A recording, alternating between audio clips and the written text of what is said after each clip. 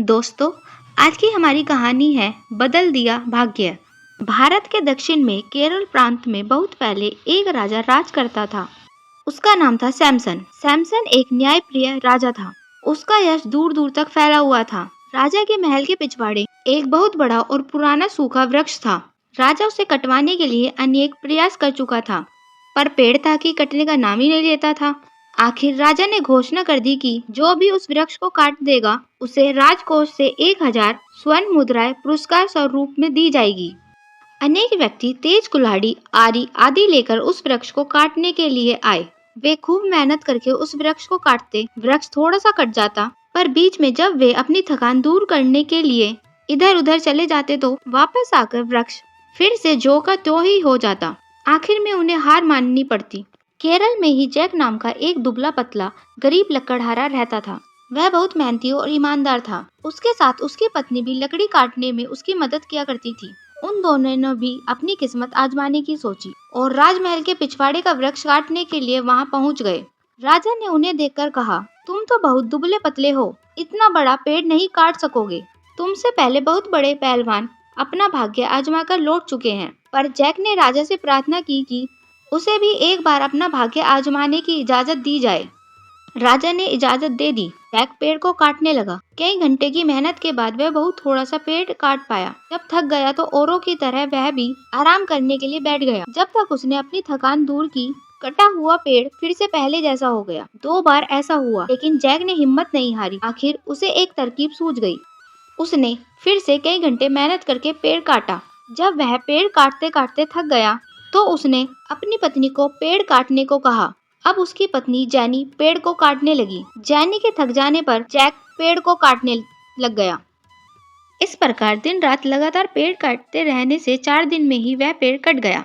जैसे ही पेड़ कट कर गिरा, वहां वन देवी प्रकट हो गई और जैक से बोली, तुम सचमुच ही बहुत मेहनती हो। मैं तुम्हारी मेहनत और लगन से बहुत प्रसन्न हूँ। तुम चाहो तो मुझसे एक वरदान मांग सकते हो। गरीब लकड़हारे को समझ में नहीं आया कि वह वन देवी से कौन सा वरदान मांगे। वह बोला, हे देवी, यदि आप मुझसे प्रसन्न हो तो मुझे ऐसा वरदान दीजिए कि मैं इस पेड़ की लकड़ी से जो भी चीज बनाना चाहूँ वह तुरंत बन जाए। ऐसा ही होगा, वन देवी ने कहा।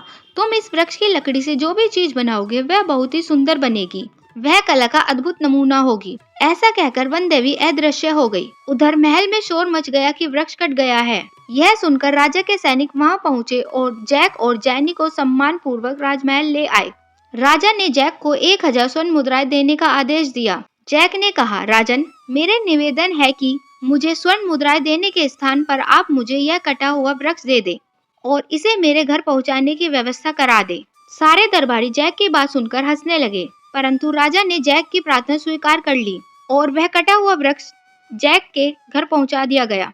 जैक ने अब उस वृक्ष की लकड़ी से एक बहुत सुंदर पलंग बनाना शुरू कर दिया। वन देवी के वरदान के कारण कुछ ही घंटों में एक बहुत सुंदर पलंग बनकर तैयार हो गया। फिर उसने एक बहुत सुंदर कुर्सी तैयार की जो बहुत ही अद्भुत थी। जब वह इन दोनों चीजों को बेचने के लिए बाजार में पहुंचा तो वहां देखने वालों की भीड़ लग गई। हर व्यक्ति उन चीजों को खरीदने के लिए ज्यादा से ज्यादा बोली लगाने लगा। धीरे धीरे यह बात राजा तक पहुंच गई।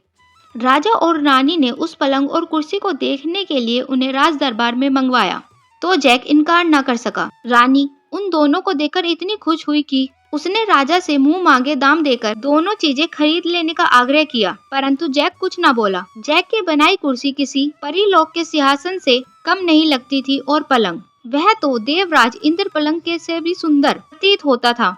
राजा दोनों चीजें लेने के लिए तैयार हो गया। राजा ने जैक की बनाई हुई दोनों चीजें 10,000 स्वर्ण मुद्राएं देकर खरीद ली। इसके साथ ही उसने जैक को राज दरबार का मुख्य कारीगर भी नियुक्त कर दिया। इस प्रकार अपनी मेहनत और लगन से गरीब लकड़हारा जैक शीघ्र ही धनवान बन गया।